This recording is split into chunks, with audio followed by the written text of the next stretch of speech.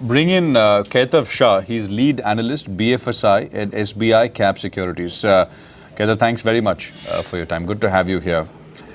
What's really the problem for banks now? PSU banks are all at the earlier lows. I saw PNB at 121. ICICI is at a 52-week low. What's the trouble? We know all the troubles, but what's the latest one? I think one of the things that's outstanding now is the asset quality. RBI wants to clean up some of the still stress remaining in the system, and this we think might be the last leg of the stress. But whether it takes 6 months, 12 months to clear up is a question mark. The second thing that is obviously visible is low credit growth. While in a lower inflation regime, we might have to rethink what is a good new normal for credit growth. But clearly, probably a lot of sell-side analysts were factoring in much higher credit growth for 17, which does not probably look likely today. And investment cycle pickup is slightly again delayed, is what we believe.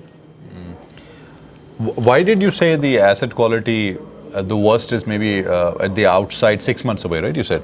Kaitav. 6 to 12 months, yes. Why did you say that? Why do you say that? What we have seen is because of 525 and SDR, which we believe is positive. However, some stress could have been delayed, and there is always a question mark whether SDR 525 have been done for accounts which will be potentially viable after 12 to 18 months down the line. So that is a question that is probably spooking maybe the investors, as there is no is it genuine or is it just delaying the problem, right? Yes, that's what you're saying. Yes. Yeah. Whether it's kicking the can down the road or not, we believe that a lot of cases are genuine. It's positive. It was required for the system, but still, investors will always have a question mark. Now, the second thing is for some of the private sector banks, it was probably not factored in. Just one point: is there a disclosure problem as well, especially for 525?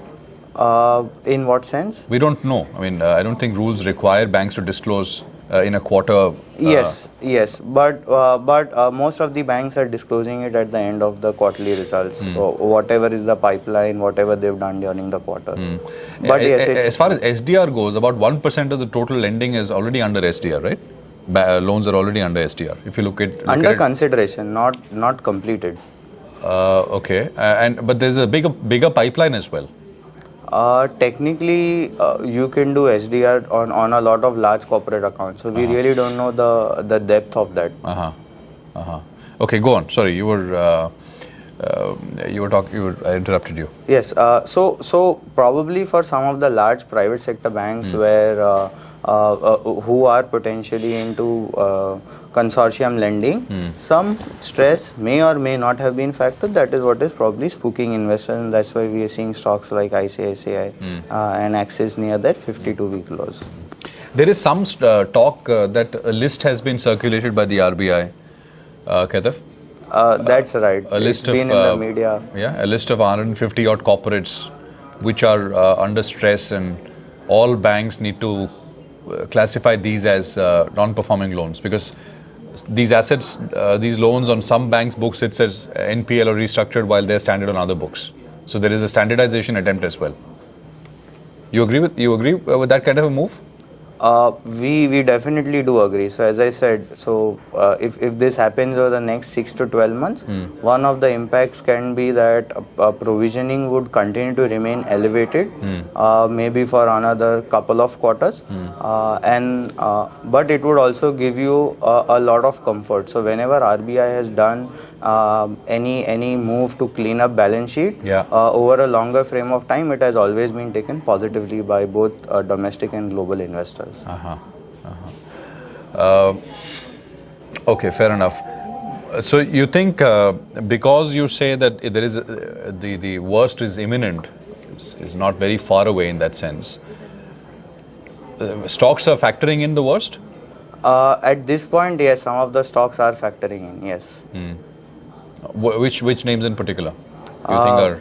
So in the near term, for next 3-6 months, HDFC Bank remains our top pick. We think that there's some we need to have some safety of portfolio. However, we think that for some of the PSU banks, probably the downside from these levels is limited, and you all should definitely look at them. So we have recommendation on both BOB and PNB. We obviously do not cover SBI. You don't think PNB can fall further? I mean, that's out of the three large banks, PNB is the more troubled bank. Yeah, so PNB, if you realize, does not do any asset sale, etc., etc., and it is well capitalized as compared to even peers. We will probably start looking at these stocks. Yes, in the mid cap. So you're positive on both BOB and PNB, right? Yes. Yeah, go on. Sorry, Yes. mid cap. For the mid cap, we still continue to think that after the fall, maybe IndusInd and Yes for us are good to look at. And in the smaller space, we are recommending Federal Bank. Okay, IndusInd and Yes Bank and Federal Bank as far as smaller private sector banks are concerned. Just Federal Bank purely on valuations, because for the last couple of quarters, what they've been saying they'll do and what the actual numbers are have been quite divergent. On valuations, as well as the fact that probably a lot of the large corporate stress is now out of the book. So it's a matter of when they start growing, that will be the trigger point for them. But they themselves have said that we don't want to grow, we want to... Yes, so if you're taking a longer view, then probably F17 for them will be better, and that's what we are factoring in. Is there any sort of worry around what happens to flows after the Fed hike, what happens to financials? Because, I mean, they're the first to be sold. General contagion. So we've already seen some of the selling. If you look at the index, I think BankX has underperformed, yes. Quite a bit, and it's been driven by some of the private sector banks, so to speak.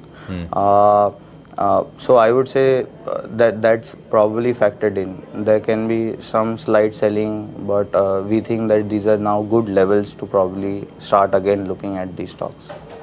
Okay, fair enough. Kedar, thanks very much for that. Good speaking with you.